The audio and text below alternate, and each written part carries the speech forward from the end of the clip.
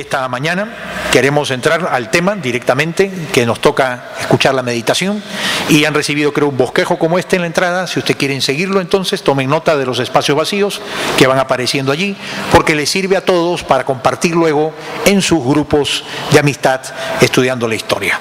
Si usted no está incluido en el curso de la historia porque no pudo antes, le animamos que compre el libro en la secretaría al final del culto y participe en alguno de los grupos. Todos los líderes de la iglesia recomendamos, más que recomendamos, pedimos, más que pedimos, exhortamos, todos deben participar de un grupo, porque si no recibes la palabra y estás estudiándola, ¿cómo crecemos en la vida del Señor? Y necesitamos ir a un grupo de amistad y en este estudio de toda la Biblia aprovechar estos ciclos de la historia. Bien, el tema de esta mañana trata sobre la caída de Jerusalén. La caída de Jerusalén fue un evento catastrófico en la vida de Israel. Nunca había caído Jerusalén antes. La ciudad de Jerusalén fue incendiada, el templo quemado, antes profanado.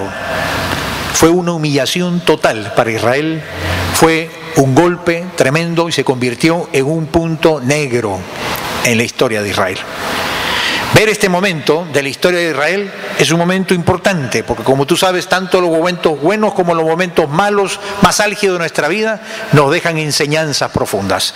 Y la caída de Jerusalén nos deja enseñanzas que vamos a ver enfocándonos en la vida de dos reyes que tuvieron participación importante en la vida de Israel antes de la caída de Jerusalén. Un rey se llama Manasés y el otro rey se llama Josías. Manasés fue un rey que se caracterizó porque se apartó del Señor y al final de su reinado vuelve al Señor. Dice allí en el pasaje siguiente: de 12 años era Manasés cuando comenzó a reinar, y 55 años reinó en Jerusalén, pero hizo lo malo ante los ojos de Jehová, conforme a las abominaciones de las naciones que Jehová había echado de Canaán. Es decir, Manasés es un rey que hace un reinado malo, realmente desastroso. Si tú ves la siguiente diapositiva, te vas a dar cuenta cómo él abandonó la fe de sus padres. Su padre fue, ¿sabes quién? Nada menos que el rey Ezequías. Y el rey Ezequías en la Biblia era un paradigma de fe, de virtud, de ejemplo de vida. Y sin embargo, para tristeza de Ezequías como padre, y puede ocurrir muchas veces, un padre piadoso, un padre de fe, un padre que sigue al Señor, y sin embargo, por más esfuerzo que hizo, como suponemos, su hijo Manasés fue un hijo apartado del Señor completamente. Tomó decisiones personales equivocadas que afectaron su vida y la de su tiempo. Y dice allí en cómo es que se describe la vida apartada que tuvo Manasés del Señor. Dice que pasó sus hijos por fuego en el valle de los hijos de Hinón, y observaba los tiempos, miraba en agüeros, era dado a adivinaciones y consultaba a adivinos y encantadores. Se excedió en hacer lo malo ante los ojos de Jehová hasta encender su ira. Además de esto, puso una imagen fundida que hizo en la casa de Dios. En pocas palabras, ¿qué hizo Manasés? Hizo de todo y mal. Notas tú que él menciona en primer lugar, segunda línea, observaba los tiempos. ¿Sabes qué significa eso? Y los agüeros. No guargueros de paso, sino agüeros, es que es otra cosa, ¿no? Si alguien tiene hambre. Los agüeros y lo que es mirar los tiempos, ¿sabes qué era? Él era alguien quien creía en la astrología y seguía su vida consultando las estrellas. Y esto es algo señalado en la Biblia que va en contra de la voluntad de Dios, porque Dios no quiere que determinemos nuestra vida ni por leer la mano, ni por las cartas del tarot, ni por el horóscopo, sino que determines y guíes tu vida consultando a Dios, al Dios vivo y verdadero, y no confiando en este tipo de supercherías y supersticiones. Pero no solamente dice eso, sino que además dice que consultaba a divinos y encantadores, es decir, practicaba espiritismo, consultaba brujos y magos. Y todo lo que es espiritismo, la ouija, que ahora lo vende como monopolio, y de vez en cuando salen por ahí endemoniados y no saben cómo interpretarlo porque están practicando el espiritismo. Y claro, la gente cree que es juego, pero yo digo, si tú llamas de juego al infierno, el infierno te contesta de todas maneras. Para ti será juego, para el diablo no. Él va a tratar de conectarse contigo, y los espíritus caídos son reales, y no para asustar a nadie. Si alguno tiene miedos o pesadillas, borre esta parte del mensaje, pero lo cierto es que los espíritus malvados existen y son reales, y no tienen ni cachos, ni cola, ni trinche, pero son reales y son más inteligentes que tú y que yo, pero la autoridad de Cristo los ha vencido. Pero eso no significa que puedas ir tú a hacer prácticas de espiritismo, de ouija, adivinación, pasar el cuy, el huevo, el mal del ojo y todas las cosas que hacen ahora, ¿no es cierto? Echan perfumes y pétalos y todo este tipo de cosas para la suerte. En realidad lo que hace es abrir puertas a las tinieblas. Bueno, eso hacía Manasés. Pero no solamente eso, sino para rematar todavía, fíjate en las últimas líneas, ¿qué hizo? En las últimas líneas dice allí que hizo una imagen fundida de un ídolo y lo puso ¿dónde? En la casa de Dios. O sea, metió el templo de Salomón, que no tenía ninguna estatua, porque el Señor había dicho: no os hagáis imágenes ninguna, ni del cielo ni de la tierra.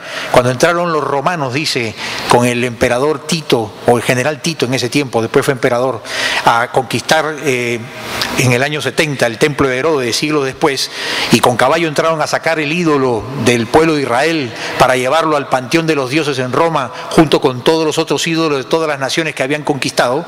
Para sorpresa de ellos, entraron al lugar santísimo a caballo y no encontraron nada. Era un cuarto vacío, porque se cree en un Dios. Israel creía en un Dios de espíritu y verdad, en persona, presente y gobernante, pero invisible a los ojos humanos. ¿Y él qué hizo? Puso un ídolo, es decir, profanó, ofendió tremendamente al pueblo de Israel y al Dios de Israel de esta manera. En esta actitud que él tenía, era una actitud de desobediencia abierta a Dios, abandonando la fe de sus padres. ¿Y cuál fue la consecuencia de esto? El fruto de su actitud hacia el Señor fue que muchos se apartaron de Dios. ¿Sabes una cosa? En la vida tenemos que aprender de aquí de Manasés. Tú puedes decidir. Eres responsable de las decisiones que tomes en tu vida, en tu familia, en tu vida moral, espiritual, en la ética, lo que hagas y que no hagas, con el sexo, con la fe, con el dinero y con tu conciencia. Pero lo que no podemos evitar son los frutos y los resultados y las consecuencias que esa influencia tuya va a traer en los demás. Eso no lo puedes evitar. Tú escoges las decisiones, no puedes escoger los resultados. Solo escoges los resultados a través de las decisiones que escoges tomar en tu vida, nada más. Y entonces las decisiones de Manasés, dice allí, extraviaron a mucha gente, porque tu vida influencia a los demás. Tu vida cristiana está animando a otros a ser cristianos, o está diciendo: no, si este es cristiano, entonces yo me voy a ser pues musulmán. ¿Entiendes? O tu vida cristiana está animando a la gente a seguir a Cristo, o tu vida cristiana está desanimando a la gente. De la misma iglesia, de tu mismo grupo de crecimiento, amistad. Es decir, la influencia de tu vida va a determinar que a través de tus palabras, lo que comentas, lo que dices, a través de tu conducta, a través de tu ejemplo de vida, a través de tu compromiso con el Señor, a través de lo que enseñas y hablas de la palabra de Dios, a través de tu servicio consagrado, tu vida va a ser de influencia, va a ser para animar, inspirar, desafiar a otros a formar una vida cristiana seria, con compromisos, o una vida cristiana sin compromisos serios y solamente de puros sentimientos, de puras habladurías, pero no de cambios y compromisos concretos. Esto pasó con Manasés. Manasés tuvo una vida que extravió a muchos. A muchos. Nadie es perfecto, pero todos somos responsables de la clase de influencia que estamos ejerciendo. Todos somos responsables de la influencia, consciente e inconsciente. Para influenciarte uno tiene que estar aquí delante en el púlpito, y tiene que ser mentor. Para influenciar simplemente tomas decisiones. Con tus decisiones estás influenciando. Estás dando un mensaje sin palabras a todos los que te conocemos. Y tu vida nos está animando, retando, consolidando, inspirando, o nos está cuestionando, desilusionando, decepcionando. ¿Qué clase de influencia tienes tú con tu vida? ¿Cuál es la influencia que estás ejerciendo? ¿Consciente o inconscientemente? Lo bueno de la historia de Manasés es que no acabó allí. Llegó un momento de arrepentimiento. Dios le mandó una crisis, como a veces necesitamos que Dios nos mande, porque a veces solito no nos damos cuenta. Entonces Dios le mandó una jalada de orejas y mandó a Asurbanipal III, rey de Asiria. Lo vence en batalla a este rey Manasés y comienza a tener que pagar tributo como estado vasallo a Asiria. Y en esa crisis él vuelve al Señor. La Biblia lo describe así: mas luego que fue puesto en angustias, oró a Jehová su Dios, humillado grandemente en la presencia del Dios de sus padres. Y habiendo orado a él, fue atendido, pues Dios oyó su oración y lo restauró a Jerusalén, a su reino. Entonces reconoció Manasés que Jehová era Dios. Qué tremenda historia, ¿no? Qué preciosa parte esta. Esta es la parte que nos gusta de Dios, que Dios es bueno, Dios es misericordioso. Todos los tremendos pecados que había cometido Manasés, todos los horribles pecados que había cometido Manasés, porque estamos hablando que entrega a sus hijos al fuego, al sacrificio de un ídolo, mete un ídolo falso al templo de Jerusalén, desobedece a Dios, practica el espiritismo que Dios abomina, dice la palabra de Dios, y a pesar de haber ofendido al Señor vez tras vez sistemáticamente, en el momento de la crisis de la angustia, ¿cuántas veces en la angustia recién reconocemos a Dios? ¿No? ¿Cuántas veces recién en la angustia es el momento que Dios permite en el que revisemos nuestras convicciones y realmente pensemos, quiero seguir al Señor o no, de verdad y de corazón o no? La angustia es el momento que va a tener que plantearte definiciones, porque nadie puede vivir siempre en aguas tibias, en indefiniciones, en sentimientos pero sin decisiones concretas. Y entonces en la crisis que le vino a Manasés, él se humilló, y dice allí la segunda línea, humillado grandemente. Se humilló grandemente, se arrodilló, se humilló, se postró frente al piso, con la frente en el piso, como se hacía en la usanza hebrea, y humillado completamente, reconoció que Dios era Dios y confesó sus pecados a Dios. Yo creo que tenemos que rescatar dos cosas aquí. Primero, la disciplina del padre. Manasés no se corrigió, Dios le mandó la disciplina con un Asurbanipal. A veces Dios nos manda crisis para enderezar nuestros corazones, cuando tú solo no te enderezas. Mejor es que te endereces tú solo y no esperes la disciplina del Señor, porque Dios te va a corregir, porque te ama. Entonces mejor es corrígete tú mismo corrígete. No esperes que venga la disciplina del Padre. Corrígete por temor a Dios, por amor a Dios, por convicción personal, por deseo de aprender y superarte de tu estancamiento espiritual. Y la segunda lección es que los pecados más grandes, Dios en su misericordia los perdona. Los pecados más grandes, más horribles, de los cuales más te puedas avergonzar o te puedan doler en tu conciencia, cuando los miras hacia atrás, aún de ellos, Dios te escucha y te perdona. Te perdona el Señor. Ahora, lo interesante es que este arrepentimiento de Manasés fue tan importante, tan verdadero, que hizo cambios. ¿Qué cambios hizo él? Porque todo arrepentimiento y cuestión de pedir perdón, no es cuestión de decirle, perdón Señor, y sigo lo mismo. No es cuestión de, Señor, sí estoy mal y no hago nada. No es cuestión de sentimientos. Nadie puede acercarse a Dios solamente con sentimientos y con pensamientos. Tienes que tomar decisiones concretas. Tienes que hacer cambios en tu vida. Realmente tu vida se va a notar que está cerca a Dios, no por lo que hablas de tus sentimientos, no por lo que hables de tu información, sino por las decisiones concretas, específicas, de cambios en tu vida. ¿Qué cambios hizo Manasés?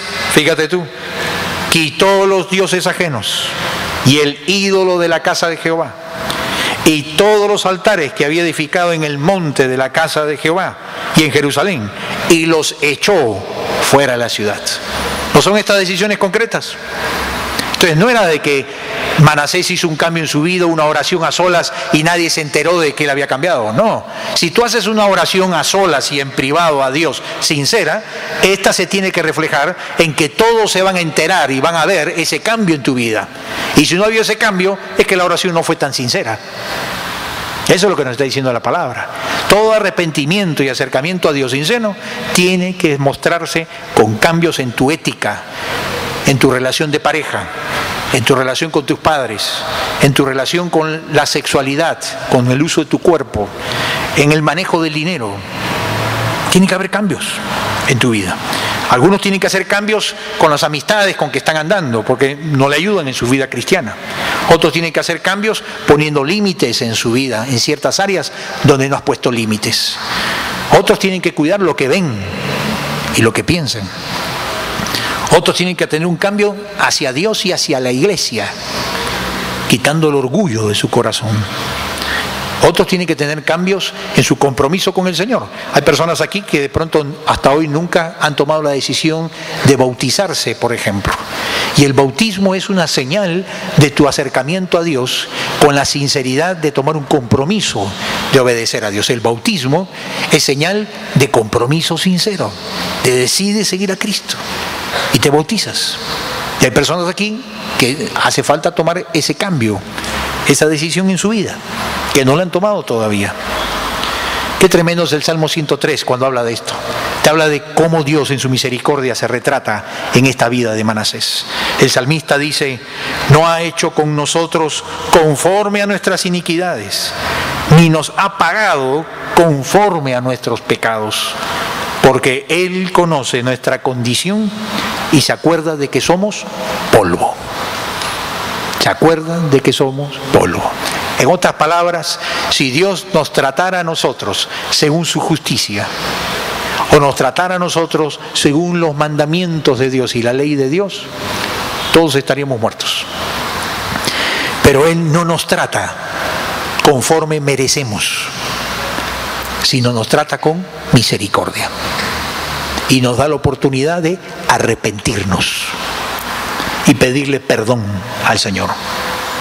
Y salir de nuestros malos caminos y quitar y hacer los cambios en nuestra vida que hay que quitar. La misericordia de Dios y el Señor de misericordia no es para que te mantengas como estás.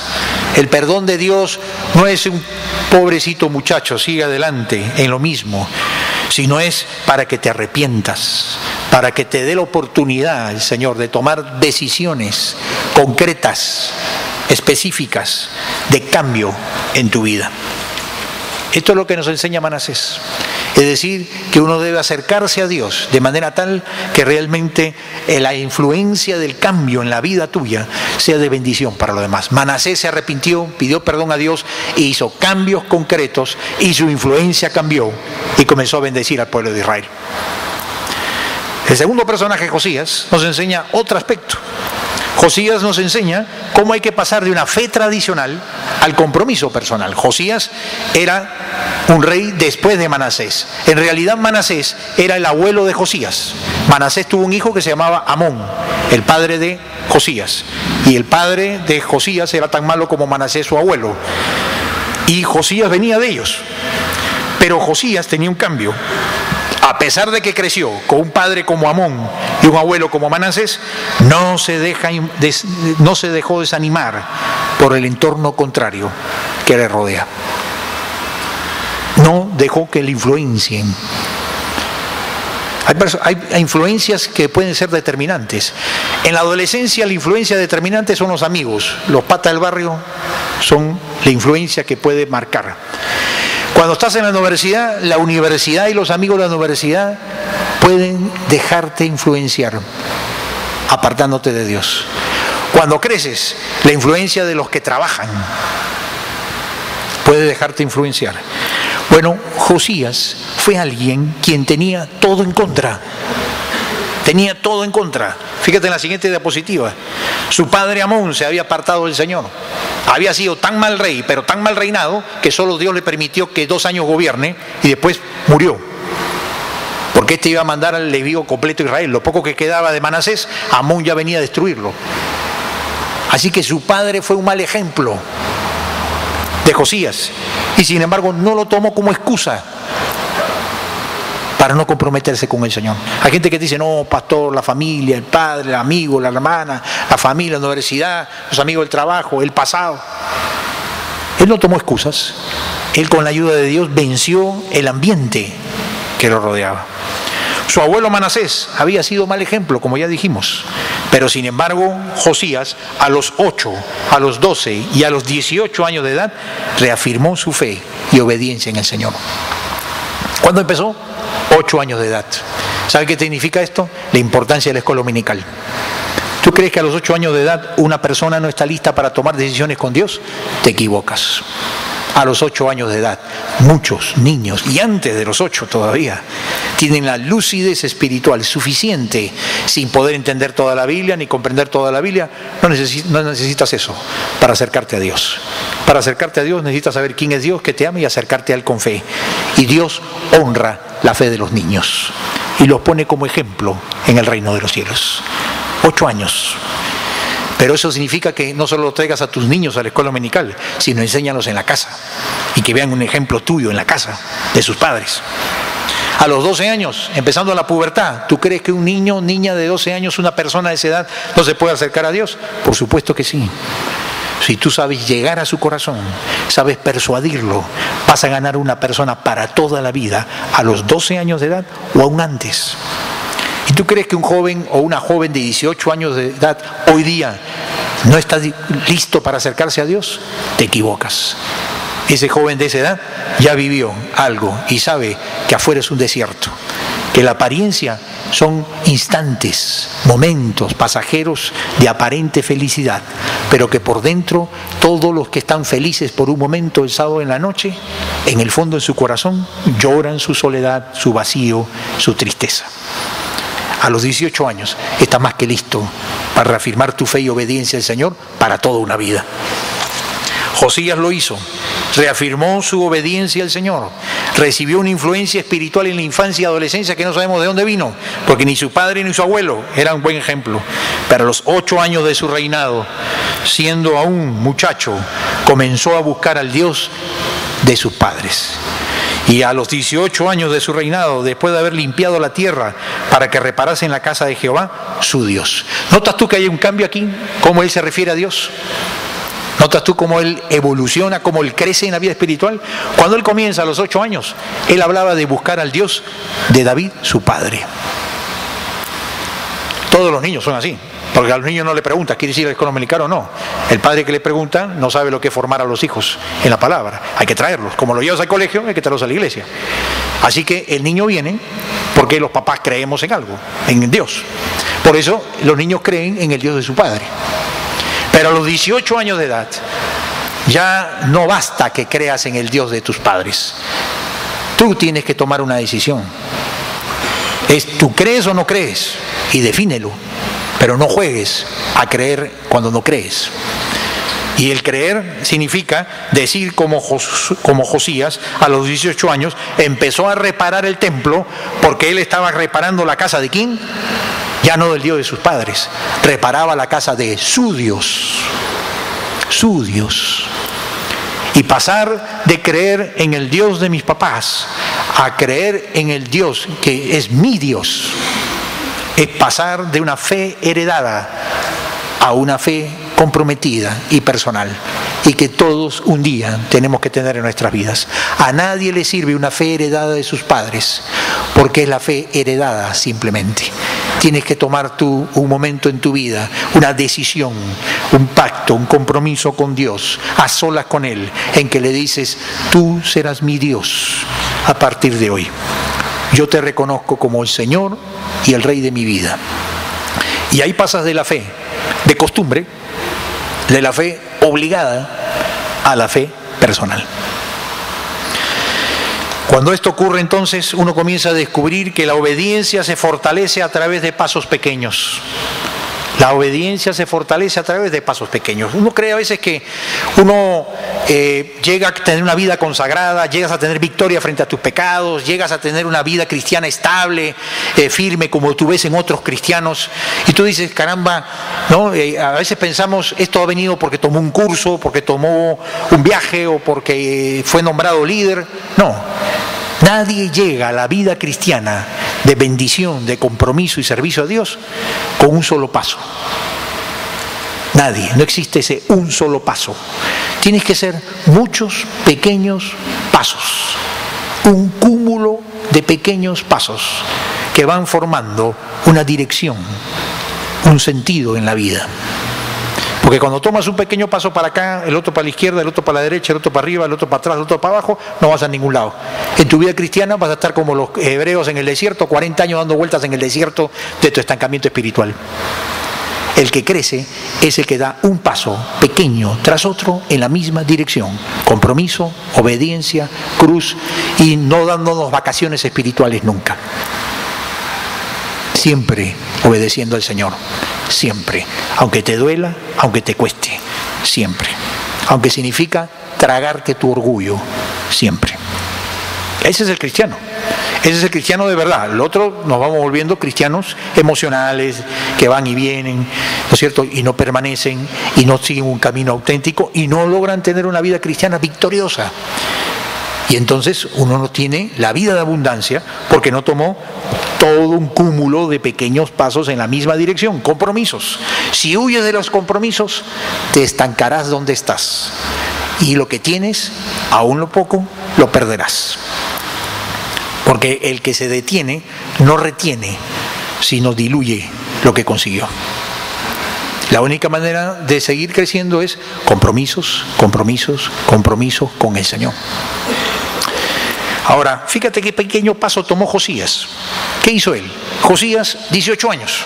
¿Qué hace un rey de 18 años? Algunos dicen, con cierto, compra televisión, voy a venir mundial, compra esto, audífonos, música, no. Jefe, él de 18 años de rey, ¿qué hizo? Primero que todo, empezó por lo más obvio, por lo más lógico. ¿Qué fue? 50 años había estado abandonado el templo de Jehová, hasta con ídolo adentro. Dijo, manden limpiar el templo, manden reparar el templo, manden reconstruir. Estaba dañada su infraestructura, estaba dañado. El templo no era como este de antes, el Salomón, un solo salón, sino que era todo un conjunto inmobiliario y con salones y aposentos y áreas y patios. Y debe haber estado sucio y abandonado por 50 años de idolatría, donde no se hacían los sacrificios. Así que él empieza por lo más básico, empieza por algo material, por algo simple, por algo visible. Pero en esa obediencia sencilla, él hizo lo que él entendía debía hacer en ese momento. Es decir, él hizo lo que tenía al frente, lo que entendía que tenía que hacer, lo hizo. Y yo creo que la vida cristiana comienza por eso, por lo que tú entiendes que debes hacer, eso tienes que hacer. No estés buscando revelaciones, ni que te baje el ángel, ni te toca la trompeta, ni nada. No, muy simple. Lo que tienes al frente y te falta hacer, eso tienes que hacer. No le des vueltas. Lo que falta en tu corazón, enderezar de actitud, eso tienes que hacer. Lo que te están diciendo los que viven contigo y alrededor tuyo que te falta, eso tienes que hacer. No necesitas tú que venga un ángel y te reprenda. No, no, no. Empieza con pasos pequeños, con lo obvio, lo lógico, lo evidente, lo que está frente a tus narices. Con eso comencemos, humildemente. Y cuando uno hace eso, al obedecer, se abren siempre nuevas puertas de bendición. Interesante que cuando él manda a arreglar el templo, algo tan sencillo, tan simple, sin embargo, Dios le abrió una puerta. Porque dice que cuando estaban limpiando el templo encontraron una copia del rollo de la ley de Moisés. Era una copia, no la ley de Moisés, que ya se había dado miles de años antes y ya se había podrido el papiro, pero era una copia fidedigna. Recordemos que en esa época no habían Biblias como nosotros en nuestra casa, que tenemos 2, 3, 4 Biblias. Había un rollo y los rollos no había imprenta en el templo. Pero el templo, 50 años bajo una idolatría con Manasés, había perdido el orden, todo, y entonces había perdido el rollo. Si yo en mi casa pierdo cosas por más orden que hay en mi casa, porque me olvido, imagínate tú en 50 años de idolatría que no habían perdido ahí. Y tú no pierdes cosas en tu casa, ¿no? Algunos perdemos cosas en nuestra casa tremendamente, ¿no? Entonces, esto es lo que pasaba. Se perdió el rollo y encontraron el rollo. Y yo creo una cosa, ¿sabes qué? Cuando uno toma pasos pequeños de obediencia, como lo que era limpiar el templo, servir, su corazón quería servir honrando al Señor, limpiando el templo y dejándolo bien para los servicios de Dios, en ese pequeño paso Dios le abrió la puerta a una bendición más grande y le da la palabra. Y sabes una cosa, la palabra de Dios era una oportunidad para Josías. Porque cuando Dios te bendice, Dios nos abre puertas. Pero a veces Dios nos abre las puertas y nosotros no estamos listos para entrar por ellas. Eso es lo más tremendo. Dios te abre la puerta y a veces no entras por la puerta. Y la puerta se cierra en el tiempo al no aprovechar la oportunidad. ¿Y sabes cuándo se abren puertas de bendición y no entramos por ellas? Cuando nosotros decimos qué bendición que me ha dado Dios, qué provisión que Dios me ha dado, qué lindo, cómo Dios me respondió, cómo me ama. Y le cuento a todos y lo mando en testimonio, mando en correos y hago PPTs, PowerPoint, lloro, lo comento. Pero nos olvidamos el propósito de la puerta abierta. Nos olvidamos el propósito de la bendición. Que la bendición principalmente, escúchame bien, nunca tiene como final destino y exclusivo destino la bendición tuya. Nunca tiene como final y único propósito nuestra propia bendición personal. Nunca. Siempre Dios, cuando da una bendición espiritual, cuando abre una puerta del Señor, cuando has obedecido a Dios y Dios te ha respondido, Dios lo hace con dos propósitos. Tres, diría. Primero, para honrar al Señor. Primero, para que glorifiques a Dios con esa oportunidad que te está dando. Y tienes que preguntarte, ¿para qué Dios me ha dado esta oportunidad? ¿Para qué Dios me ha abierto esta puerta? ¿Cuál es el propósito de Dios por proveerme de esto?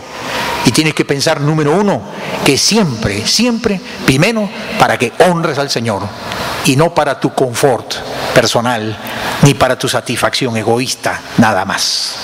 Primero es para que glorifiques al Señor, honres al Señor. Primer propósito. Cuando no captas eso y te quedas en que solamente esto es para mí, qué chévere que Dios me lo dio y todo, se cierra la puerta. Porque para eso no te lo dio. Segundo propósito por el cual Dios abre puertas espirituales es para bendecir al pueblo de Dios, para bendición de su pueblo. Dios siempre cuando está bendiciendo a un miembro del cuerpo de Cristo, nunca está pensando solamente en el dedo, en la oreja o en la nariz del cuerpo, está pensando en bendecir todo el cuerpo de Cristo, toda la iglesia, todo el pueblo del Señor. Nunca solamente para ti, como hemos malentendido. Y entonces cuando uno solamente lo guarda y lo retiene para sí, Dios te cierra la puerta. Porque dice, este no entiende nada. Este cree que era para él solo y no se da cuenta que esto era para honrarme y para bendecir al pueblo. Y en tercer lugar, y en ese tercer lugar, sí, para bendecirte personalmente, proveerte, satisfacerte, cuidarte, amarte y darte lo que necesitas. Pero en este orden. Primero es para glorificar al Señor. Segundo es para bendecir su pueblo. Tercero es para bendecirte a ti y a los tuyos. Josías lo entendió bien. Porque él no dijo, encontraron el rollo, qué chévere, gracias al Señor, anuncien al pueblo que encontraron el rollo y ahora que enseñen a quienes tienen que enseñar, que yo estoy ocupado con estas cosas. No, él dijo, la palabra de Dios, el rollo lo hemos vuelto a encontrar. Y él tomó una actitud personal de honrar a Dios y bendecir al pueblo con esta puerta. ¿Y cómo se ve? En primer lugar, él mismo se humilla ante el Señor y decide tomar un nuevo compromiso con Dios para honrar a Dios a través de su palabra. Y en segundo lugar, él se dedica a enseñar la palabra de Dios y que se enseñe la palabra de Dios a todo el pueblo de Israel. Y hace toda una campaña de mandar sacerdotes y levitas por toda la nación para que vuelvan a escuchar el rollo de la palabra. Y busca así que esta puerta abierta se traduzca en bendición para el pueblo. Y no solamente en un hallazgo personal y una bendición personal que quede solo en él. Y fíjate cómo esto se traduce en este texto. Dice, mas el rey de Judá que os ha enviado a consultar a Jehová, así le diréis, Jehová, el Dios de Israel, ha dicho así, por cuanto oíste las palabras del libro y tu corazón se conmovió y te humillaste delante de Dios al oír sus palabras sobre este lugar y sobre sus moradores, y te humillaste delante de mí y rasgaste tus vestidos y lloraste en mi presencia, yo también te he oído, dice Jehová. ¿Qué entendió Josías? Que el hallazgo del libro no era para ponerle una vitrina en un museo, Ni era un hallazgo arqueológico, ni meramente histórico, ni meramente circunstancial, sino que él, al leer la palabra, él hizo que se le lea el rollo completo, que debe haber constado de varios libros del Antiguo Testamento. Así que él se tomó el tiempo que alguien le lea el rollo que constaba con, por lo menos la Torá, que eran los primeros 5 libros del Antiguo Testamento: Deuteronomio, Éxodo, Génesis, Levítico y Números. Y él escuchó, y cuando termina de escuchar, se humilla, llora, se conmueve, porque se da cuenta que no han obedecido casi nada de lo que está escrito ahí. No han obedecido mucho lo que está allí. Y él llora y se conmueve. Te pregunto, ¿leer la palabra de Dios te conmueve el corazón? Qué terrible cuando leer la Biblia nos aburre. Y puede pasarte, y nos puede pasar, porque el corazón humano es así. Pero qué importante es que tú estés dispuesto a llevar tu corazón a poder meditar en la palabra, a poder reflexionar en ella, a poder prestar tu atención a ella, a poder dejar que tu corazón se sensibilice con lo que te dice, al punto tal que la palabra te conmueva por dentro, sacuda tu espíritu. Que no solamente tú muevas las páginas de la Biblia, sino que las páginas de la Biblia muevan nuestros corazones. Hay una gran diferencia en eso. ¿Te conmueves? ¿Dejas que tu corazón se conmueva? ¿O es como leer una novela? Conmueve. Oír sus palabras. ¿Sabes que la Biblia es el único libro que no solo basta leerlo, sino que hay que escucharlo? Porque el autor de la Biblia, que es Dios mismo, nos sigue dando su voz a través de sus páginas. Así que no te baste leer las letras, sino tras las letras busca escuchar su voz. Y cuando escuchas la voz de Dios te conmueve. Es como cuando te tomas un limón ácido de esos, te estremece todo, pero te estremece el espíritu y el corazón. Y te humilla y te hace ver de cuánto hablamos y cuánto hacemos de cosas que necesitamos corregir delante de Dios. Josías, a partir de esto, entendió que tenía que tener una influencia espiritual. Y tenemos que entender que tu influencia espiritual es el legado de mayor valor que dejarás de esta vida. El mayor valor que dejarás de tu vida no es ni tu herencia, ni tu apellido, ni casas, ni dinero, ni nada. Porque todo eso, cuando te mueras tú y se mueran todos los que lo reciban, de nada servirá. Lo único de valor es lo eternal, lo que no se acaba en el cementerio, ni cuando venga Cristo por segunda vez. Es la influencia que has hecho con Cristo, impactando la vida de otras personas. Es la única herencia espiritual que dejarás. Y ojalá que esa herencia espiritual comience con lo que has impactado con Cristo a tus hijos y tu familia, y luego a todos los que Dios te ponga en el camino. Es el impacto de una vida espiritual con Cristo, la huella indeleble que no se borra en el tiempo y que no se puede medir acá en la tierra, sino solo se medirá en la eternidad. Y a veces nosotros queremos más hacer impactos emocionales, impactos de otro tipo, y perdemos que lo principal es el impacto espiritual de una vida que tú, a través tuyo, lleva su vida a Cristo, consagra su vida a Cristo, sigue creciendo a Cristo, no importa las circunstancias. Eso hizo Josías. Él hizo un pacto, y estando el rey en pie en su sitio, hizo delante de Jehová pacto de caminar en pos de Jehová y de guardar sus mandamientos, sus testimonios y sus estatutos con todo su corazón y con toda su alma, poniendo por obra las palabras del pacto. ¿Sabe qué necesitamos hacer? Es un pacto. No una vez en la vida, como Josías, a los 8, a los 12, a los 18, a los 38, a los 68 y a los 108 si vives, vas a necesitar hacer pactos con Dios. Porque si no, tu vida se va enmoheciendo, tu vida cristiana se va pudriendo el agua si no se renueva. Necesitas hacer pactos que renueven tu vida espiritual, pactos que renueven y saquen nuestra vida de estancamientos, hacer pactos con Dios que renueven tu amor a la palabra, no al activismo, sino a la palabra y a la oración. Tu amor no a estar con la gente, sino a estar influenciando a la gente. Tu amor no por lo social, sino por lo espiritual. Tu amor a lo que Dios quiere con tu vida. Eso es un pacto. Y ese pacto, cuando lo tomas en el tiempo y en las arenas del tiempo, se va diluyendo. Y necesitas otra vez renovar tu pacto. Como esta mañana, vamos a pedir que renueves tu pacto con Dios. Pero cuando pase el tiempo vas a necesitar otra vez renovar el pacto. Y otra vez renovar el pacto. Y hasta que el Señor venga tendremos que muchas veces renovar el pacto. Josías, a los 18 años de edad, tomó un pacto que influenció y bendijo a muchos. Fíjate en la siguiente diapositiva. Dice, e hizo que todos los que se hallaron en Israel sirviesen a Jehová su Dios. No se apartaron en pos de Jehová, del Dios de sus padres, todo el tiempo que él vivió.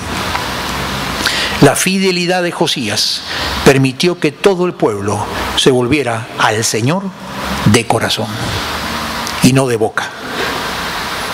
Ese es el desafío que el Señor quiere para tu vida. El Señor te ha llamado para que le conozcas a Él, para que lo honres a Él, para que influencies y bendigas a su pueblo y tú seas bendecido en ese proceso.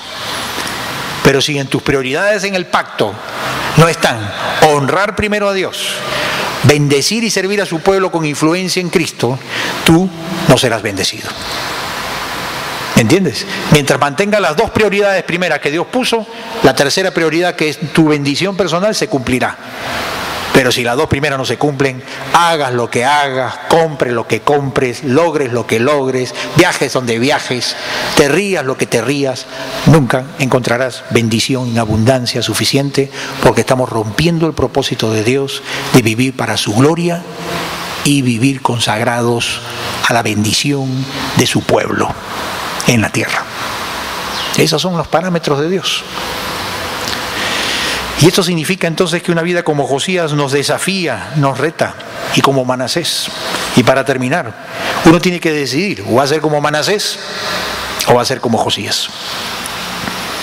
Como Manasés tenemos que ser todos, en el sentido de arrepentirnos, pedir perdón, humillarnos, volver al Señor. Pero luego tenemos que ser como Josías. Y empieza con decisiones pequeñas, pero haz un pacto con Dios. Un pacto que tú recuerdes, que tú digas, yo hice un pacto en mi corazón, en el cual he decidido honrar al Señor primero, por encima de mi profesión, de mi familia y de mis intereses personales. Y en segundo lugar, para servirle y para que mi vida sea útil de servicio en sacrificio, sin quejas, sin figuretismos, sin resentimientos, sin que tú seas la estrella. Servir al Señor, punto, donde Él te ponga. Y entonces vas a recibir una dimensión de vida espiritual en bendición, en abundancia, en fruto, que va a influenciar la vida de muchos, muchos, muchos, te aseguro, más de lo que te imaginas, pueden ser alcanzados con tu vida en las manos del Señor. Y esta mañana al terminar, yo te propongo en el nombre del Señor que hagamos un pacto delante de Dios esta mañana. Y hagas un pacto de corazón, sinceramente, de decirle, Señor, quiero renovar este compromiso de honrarte y de servir, como lo ha hecho Josías. Vamos a orar, te invito a que inclinemos nuestros rostros de oración y que el Señor, con su palabra que nos desafía y nos inspira a vivir la clase de vida que Él quiere que vivamos, podamos vivirla. Sabes, las dificultades, los problemas, las luchas en nuestra vida son muchas veces porque simplemente hemos evadido hacer pactos con Dios. Hemos evadido los compromisos. Hemos dicho siempre sí, pero hasta aquí nomás, no mucho, o mejor nada. O me tomé compromisos y me ha ido mal. No me he sentido bien, me han criticado, me han decepcionado. ¿A quién no? Si yo hago una lista de todas las decepciones y todos los desencantos que he tenido en la vida, yo ya estaría en el mundo. Pero yo no sigo a gente, yo sigo al Señor. Y estoy aquí para honrar al Señor y para que el Señor bendiga a su pueblo. Y entonces pongo mi vida en instrumento de esto. ese mismo reto para ti que para mí y para todos.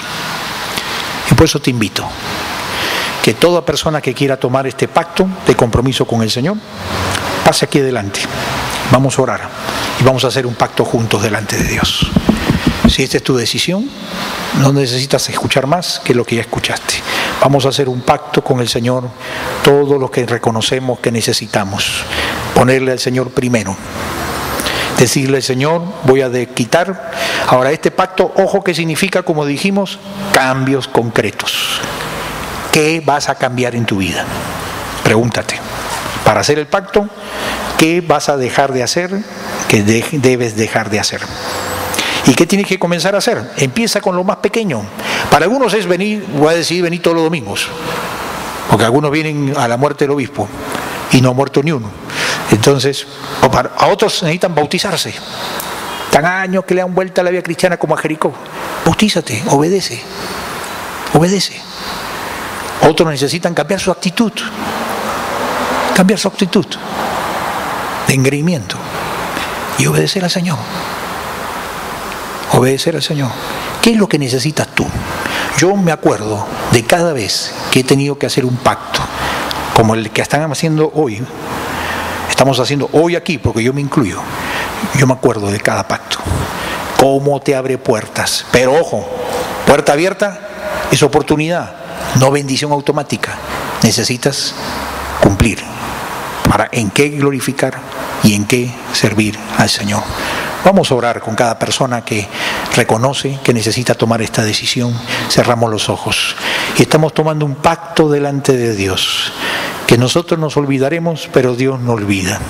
Y por lo tanto tenemos que ser consecuentes y serios con nuestra decisión de querer honrar y hacer los ajustes que hay que hacer. Cada uno sabe en su corazón, porque ya el Espíritu Santo nos dijo a cada uno, porque Él es personal y Él es así, yo lo sé. Ya te dijo a ti qué es lo que quiere de ti. Vamos a orar en voz alta, juntos, hermanos. Bendito Padre, gracias te damos, Señor, porque eres el Dios de Manasés y de Josías, el mismo Dios que hoy adoramos. Gracias, Señor, por el Dios de misericordia que te mostraste con Manasés. Precioso tu palabra, que no nos tratas conforme a nuestros pecados, sino conforme a tu misericordia, porque te acuerdas de que somos polvo. Bendito tu nombre, Señor. Gracias, Padre. ¿Cómo agradecer, Señor? ¿Cómo honrarte? ¿Cómo bendecir tu nombre? ¿Cómo pensar que solo entregándote toda nuestra vida es suficiente para honrar y agradecer tanta misericordia que desde la eternidad y por la eternidad ha mostrado por nosotros? Bendito tu nombre, Señor. Y Señor, que poco nos pides realmente. Y Señor, si esto es lo que honra tu nombre, aunque nos cueste, nosotros estamos dispuestos a humillarnos, a abandonar nuestras actitudes, a abandonar nuestras costumbres o prioridades o lo que sea, Señor, que tú sabes, ya nos has dicho a cada uno, tú quieres quitar de nuestras vidas, para que tu nombre sea honrado, tú puedas ser glorificado primeramente en nuestras vidas, con nuestras palabras, con nuestras acciones, con nuestras reacciones a la actitud de la gente, con nuestro corazón. Señor, queremos honrarte y glorificarte con nuestras vidas. A ti, Señor, sea la honra y la gloria, no a mí ni a ninguna persona.